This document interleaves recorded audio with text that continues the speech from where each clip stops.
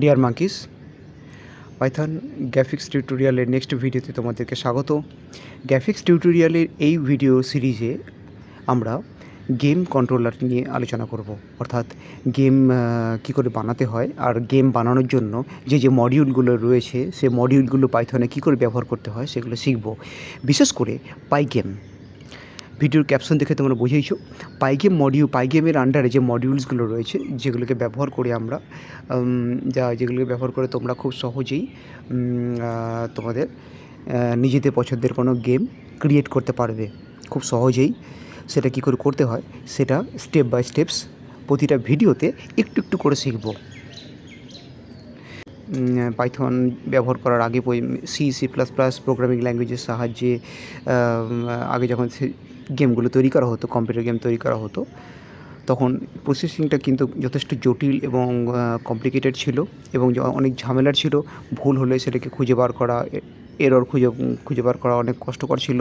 এবং শুধু তাই না, দেখো আলাদা সবথেকে বড় সমস্যা আর কি জানো তো, আলাদা যে হার্ডওয়্যার কন্ট্রোলারগুলো ছিল, যেগুলো ব্যবহার করে ইউজার গেমটাকে খেলবে, সেই হার্ডওয়্যার কন্ট্রোলারগুলোর সম্বন্ধে নলেজ নেওয়াটা ইম্পর্টেন্ট ছিল।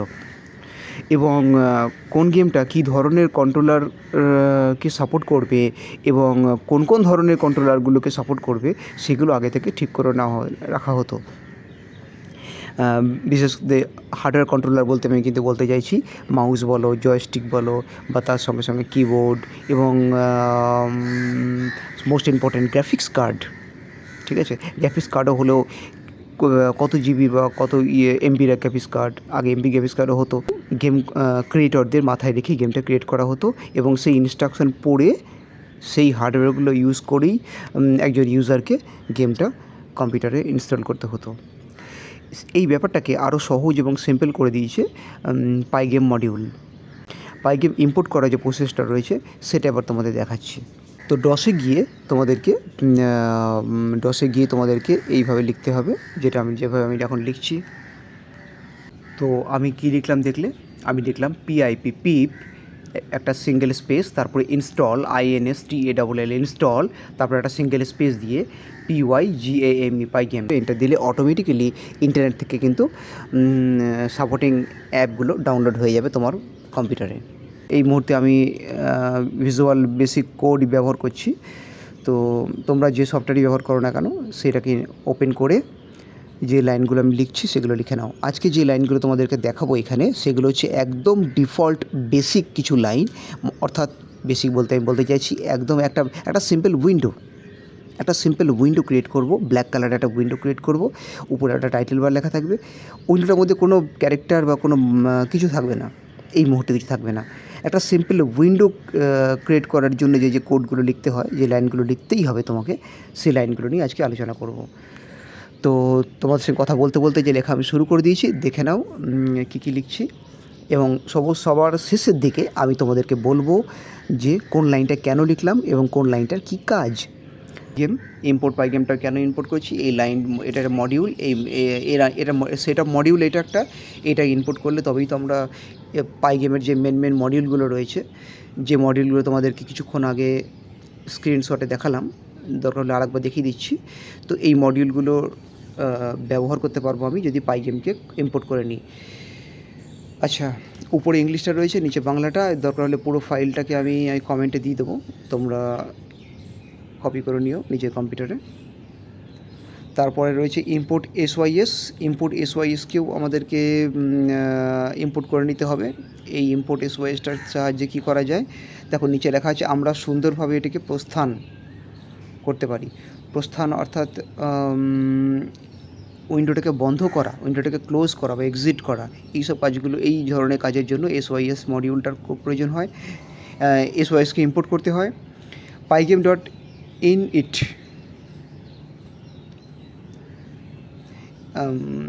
pygame.init এই লাইনটি পাইগেমের সূচনা করে। অন্য কোনো পাইগেমের ফাংশান ব্যবহার করার আগে এটিকে কল করার প্রয়োজন হয়। ঠিক আছে, পাইগেমের সূচনা করে, এটি হচ্ছে পাইগেমের স্টার্টিং পয়েন্ট বলতে পারো, পাইগেমটি এখান থেকে স্টার্ট করে। তারপরে উইথ অ্যান্ড হাইট, এখানে 500 500 600 500 যে কোনো একটা মাপ তুমি দিতে পারো উইথ অ্যান্ড হাইট, সেটা কিন্তু পিক্সেলে ক্যালকুলেট করা হবে। আর এখানে যে মাপটা তুমি দেবে সেই মাপটা অনুযায়ী কিন্তু উইন্ডোটা ছোটো বা বড়ো হবে। এখানে উইথ অ্যান্ড হাইট নামে দুটো ভেরিয়েবল বানানো হয়েছে, এই লাইনে অ্যাকচুয়ালি দুটো ভেরিয়েবল বানানো হয়েছে, আর এই ভেরিয়েবল দুটোর মধ্যে এই দুটো ভ্যালুকে পাস আউট করা হয়েছে। নেক্সট লাইনে কিন্তু আমরা screen equal to pi display net mod with comma height লেখা হয়েছে, অর্থাৎ এই লাইনটার সাহায্যে স্ক্রিনটা অ্যাকচুয়ালি তৈরি হচ্ছে। এর আগের লাইনে আমরা উইথ অ্যান্ড হাইট ভেরিয়েবলগুলো বানালাম, আর এই লাইনটার সাহায্যে আমরা উইথ অ্যান্ড হাইট ভেরিয়েবলগুলোকে কল করে উইন্ডোটা আমরা বানালাম। তারপরে py display dot caption, display dot ক্যাপশনটা কিছুই না, উপরে টাইটেল বারটা তৈরি করছে, উপরে টাইটেল বারটা তৈরি করছে, উপরে টাইটেল বারটা তৈরি করছে।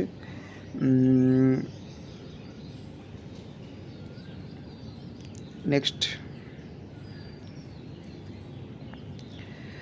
হোয়াইল ট্রু, হোয়াইল লুপ এখান থেকে স্টার্ট করা হচ্ছে। দেখো হোয়াইল লুপ আমি কেন ব্যবহার করবো, হোয়াইল লুপটা হচ্ছে, হোয়াইল লুপকে কেন ব্যবহার করা হচ্ছে, হোয়াইল লুপ যতক্ষণ চলবে ততক্ষণ উইন্ডোটা আমাদের সামনে থাকবে। যদি এক্সিট করে দেয়, কেউ ক্লোজ করে দেয় সেটা আলাদা ব্যাপার, ক্লোজ যদি না করে ততক্ষণ উইন্ডোটা সামনে থাকবে। তো দেখো লেখাই আছে এই লাইনটি অসীম লুপ শুরু করে। এটা অসীম লুপ মানে হচ্ছে যে লুপ চলতেই থাকবে, যে গেমটা কোনো দিন বন্ধ হবে না যদি কেউ বন্ধ না করে। কিন্তু বন্ধ করার জন্য কী করতে হবে, তার আন্ডারে ফর লুপকে ব্যবহার করা হয়েছে। দেখো হোয়াইল লুপের ভেতরে ফর লুপকে ব্যবহার করা হয়েছে, for event in pi game dot event dot gate. তো এখানে এই লাইনটি শেষবার যে লাইনটি কার্যকর করার পর এটি ঘটে যাওয়া সমস্ত পুনরাবৃত্তি করে ইভেন্টগুলিকে কিবোর্ড এবং মাউসের উইন্ডোটি সেট করা থাকতে পারে। আচ্ছা, কিবোর্ড এবং মাউস থেকে যে কিছু ইনফরমেশান আসবে, কন্ট্রোলার আসবে, সেই কন্ট্রোলার অনুযায়ী এটি সব কিছুকে কন্ট্রোল করবে এবং বারবার রিপিট করবে। তারপর নিচে দেখো পাই গেম কুইট, পাই গেম এক্সিট। পাই গেম কুইট কী করে দেয়, পাই গেম কুইট মডিউলগুলিকে স্টপ করে দেয়, আর SYS ডট এক্সিট লেখা আছে এটি পাই গেমকে বন্ধ করে দেয়। SYS ডট এক্সিট পাই গেমকে বন্ধ করে দেয়। ও আচ্ছা, নেক্সট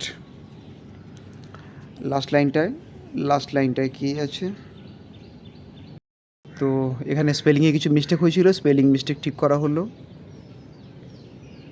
প্রোগ্রামটাকে রান হচ্ছে না, রান হয়ে আবার বন্ধ হয়ে গেল। স্পেলিং নিচে কিছু এরর এলে তোমাদেরকে নিচের এররটাকে পড়তে হবে, পড়ে বুঝতে হবে। ঘাবড়ালে চলবে না। যারা প্রথম কোডিং করছো তাদের জন্য বলছি, যারা অনেক দিন ধরে করছো বা এই ব্যাপারে এক্সপার্ট আছো তাদের ব্যাপারটা আলাদা। যারা প্রথম করছো তারা বিরক্ত হবে, অসন্তুষ্ট হবে, বা মনে মনে ভাববে আমার দ্বারা হবে না বা কিছু, তা নয়। এররটা কোন লাইনে হয়েছে দেখে নাও, আর তারপরে কী ভুলটা হয়েছে পড়ার চেষ্টা করো। সেটা সলভ করলে তোমরা কাজটা করতে পারবে ভালোভাবে। আচ্ছা, অ্যাকচুয়ালি এই জায়গাটা আমি আগে রেকর্ড করে নিয়েছিলাম, পরে তোমাদেরকে ভয়েস ওভার করে শোনাচ্ছি, সেই জন্য ভয়েস এবং ভিডিওর মধ্যে কম্বিনেশন করা একটু আমার পক্ষে অসুবিধা হয়ে যাচ্ছে। তো দেখো লাস্ট লাইনটা যেটা আছে, লাস্ট লাইনটা হচ্ছে pygame dot display dot flip. দেখো এই লাইনটি পুরো প্রদর্শন বা বস্তু আপডেট করে, অর্থাৎ স্ক্রিনের মধ্যে মাউসের সাহায্যে বা কিবোর্ডের সাহায্যে যা কিছু করা হলো না হলো, কী করা হয়েছে না হয়েছে, এই বিষয়বস্তুকে আপডেট করে। এটি স্ক্রিনের যে কোনো পরিবর্তন দৃশ্যমান করে তোলে। স্ক্রিনের মধ্যে যা কিছু পরিবর্তন করা হচ্ছে সে পরিবর্তনটা তোমাদেরকে মনিটরের সামনে দেখাবে বা দৃশ্যমান করে তুলবে এই লাইনটা। এই ক্ষেত্রে যেহেতু আমরা কোনো পরিবর্তন করিনি, একটি কেবল উইন্ডোটি খোলা রাখবে। এই ক্ষেত্রে আমরা কী করেছি, শুধুমাত্র একটা উইন্ডো বানিয়েছি, আর তো কোনো পরিবর্তন করছি না, ভেতরে তো কোনো বাটন বানাইনি বা কোনো ক্যারেক্টার বানাইনি। তো এই ক্ষেত্রে শুধুমাত্র এই লাইনটা কী করছে, শুধুমাত্র উইন্ডোটাকে খোলা রাখছে, আর কোনো কাজ করছে না এই লাস্টের লাইনটা। তো এখানে যে প্রতিটা লাইনকে তোমাদেরকে বর্ণনা করে দিলাম আমি, এই প্রতিটা লাইনের বাংলা কনভারসেশনগুলো আমি চাইবো দেখি আমি কমেন্টে দিয়ে দেবো, তোমরা পড়ে নেবে। ধন্যবাদ।